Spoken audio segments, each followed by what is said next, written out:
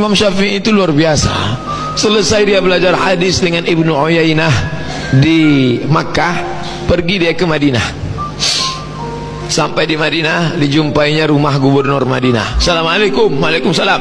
Gubernur Madinah, ya, tolong bawakan saya ke rumah Imam Malik. Saya mau belajar sama Maliki, Malik bin Anas. Apa kata gubernur? Hai Syafi'i, andai kau suruh aku memindahkan bukit Uhud, lebih ringan daripada menghadap Malik. Begitulah ulama tu karismanya, jangan dulu. Aku tak sanggup berhadapan, segan mau jumpai Imam Malik. Kau suruh aku mindahkan bukit Uhud, lebih ringan daripada berhadapan dengan Malik.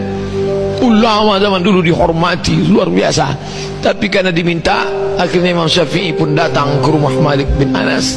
Sampai di rumahnya, dia ucapkan salam. Assalamualaikum. Waalaikumsalam. Keluar pembantu Malik. Siapa? Saya Syafi'i.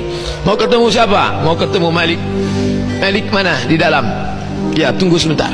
Dia masuk dalam. Malik, ya, ada tamu namanya Syafi'i. Kata Malik, suruh dia baca kitab saya Muwatta. Nanti kalau dia sudah baca khatam Muwatta, baru dia belajar sama saya. Kalau tidak, nanti tak nyambung kajinya.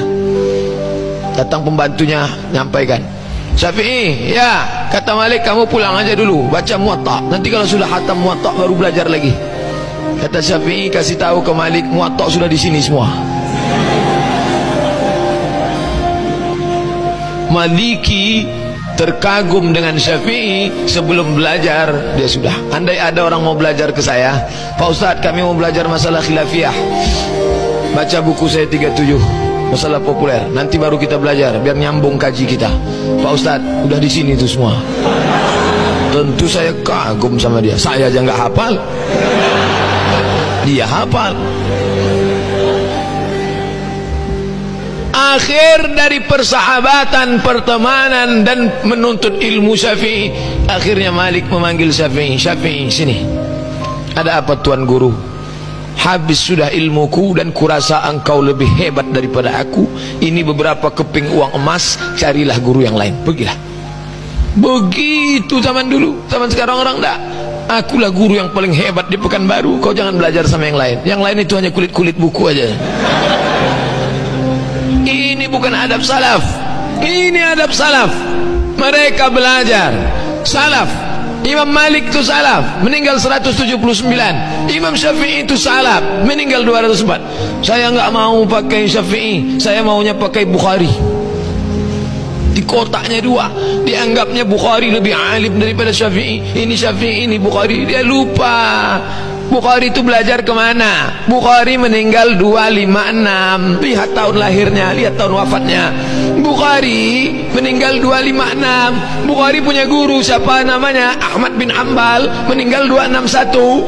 Ahmad bin Hanbal punya guru siapa namanya? Syafi'i, 204. Syafi'i punya, jadi silsilahnya ke atas. Bukhari berguru kepada Ahmad bin Hanbal, Ahmad bin Hanbal berguru kepada Syafi'i. Secara tak langsung Bukhari itu murid Syafi'i secara keilmuan, tapi murid tak langsung.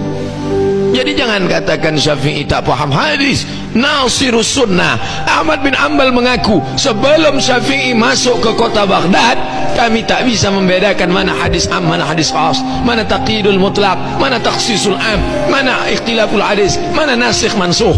Bukan mereka tak paham, mereka paham, mereka tawadhu, tapi ada orang yang lebih paham daripada mereka. Siapa itu? Imam Syafi'i. Yang pertama menulis kitab usul fiqih, Imam Syafi'i. Dipanggilnya muridnya namanya Rabi' al-Muradi. Rabi', ta'al, mari kemari. Tolong ambil pena sama kertas. Datang Rabi', ambil pena, ambil kertas, dicatatnya. Catat. Tulis ar-risalah. Risalah artinya surat. Tulis. Ditulis Rabi' 300 halaman. Itulah kitab usul fikih yang paling tua sekarang. Judulnya ar-risalah. Ngomong aja Syafi'i.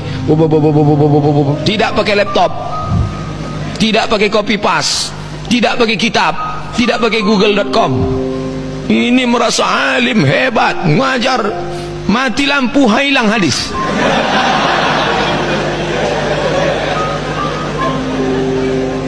Ini Syafi'i yang berpendapat ini. Kalau sombong baru haram, kalau tak sombong tak sampai kepada haram. Yang ngomong siapa? Jadi jangan bilang kata Abdul Somad, kamu kenapa gini? Kata Ustadz Somad. Somad tak ada apa-apanya. Somad tuh cuma tukang tulis terjemah.